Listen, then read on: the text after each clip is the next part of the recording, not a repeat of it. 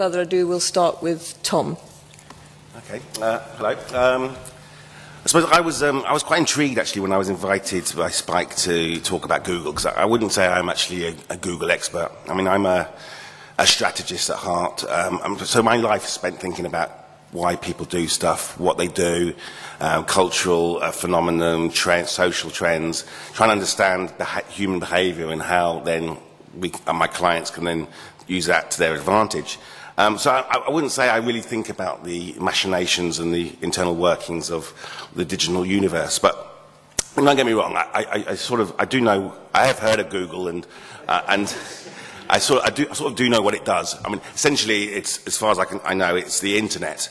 And I mean, as I say that glibly, but I mean, to my mum and to her neighbours and people in Tesco's around the world, yeah, essentially, Google is the entry point. It is the internet. It is to them. That's what it is. And I'm sure Eric Schmidt would love people to think that. But, you know, I've recently just spent 7 months working in Korea. And in South Korea, if I was to say to them that Google was the internet, they'd look blankly at me as if I was an idiot. Over there, I mean, in the world where it's universal Wi-Fi, 98% of the population have high-speed broadband that would make your eyes water compared to over here. To them, the internet is Naver. It's another search engine which works in a completely different way. And Google is an irrelevance. So when people say to me the question, you know, is Google too big? I'd say, you know, too big for who and too big for what? So, I mean, it comes down to, and then basically the question, and when people are talking about Google, they're basically saying the detractors are, it's too big for their boots. I mean, it sounds like childish sort of playground mentality to me. It's about them being too powerful. But I think, you know, too powerful for what? I mean, in my world, speaking on behalf of the consumer, it's too powerful. It's powerful enough to find me the information I need to make my job better, to win a pitch. It's powerful enough to get me from A to B. It's powerful enough not only getting me from A to B, to show me a street view and show me the parking restrictions and the place I want to go to. It's powerful enough to give me entertaining videos that I can go and send to my friends. It's powerful enough to help small businesses connect with customers, you know, in a way that they never would have been able to afford before.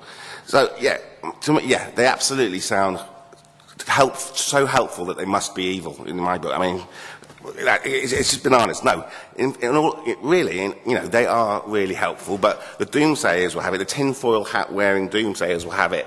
That they are a organisation, a network that is growing at such a rapid rate that they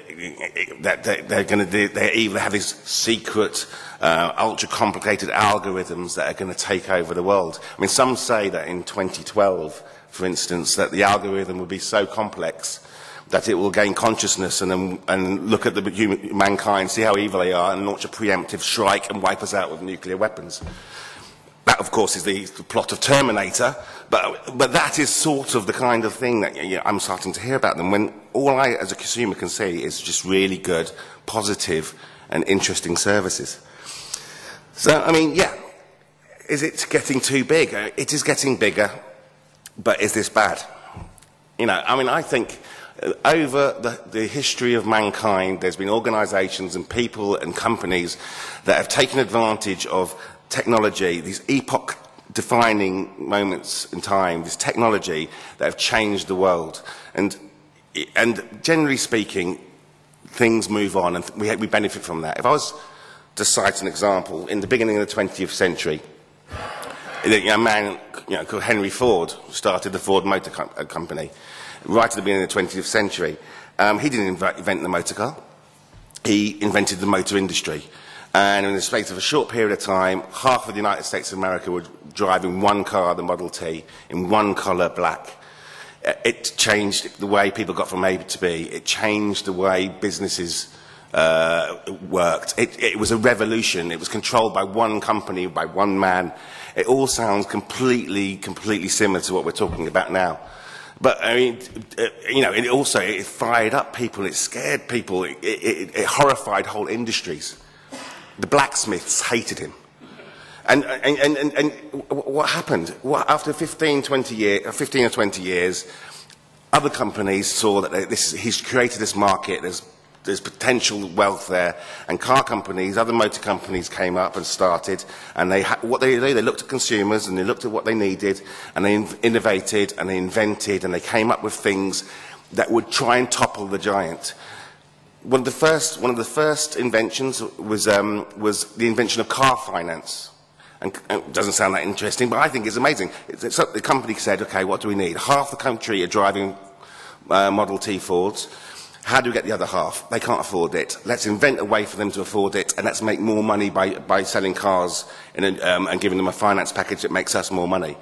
So then the market went from half the country to the whole country, and it changed the face of the planet. No one can say that the motor industry hasn't changed the face of the planet. So my point is, yes, companies like Google can grow and grow and grow, but it doesn't necessarily mean that it's bad for society, for the world. What it normally does is it changes things, and it creates epochs. So if I was to answer the answer question, is Google getting too big? I say no. I say let it grow. I say let it poke its fingers in more and more different places. Let it annoy the telecoms and service providers. Let's create new and interesting services. Let's find new ways of working with my data to make my life easier. Let them come up with things that automatically book plane tickets for me because they know in my diary that I'm going to go be flying somewhere. I don't know. Come up with things, but let Google keep doing that, because other companies will then have to raise their game. They will then have to start innovating. They'll start having to think about us. And at the end of the day, as consumers, we will only win when another company manages to topple them. Okay.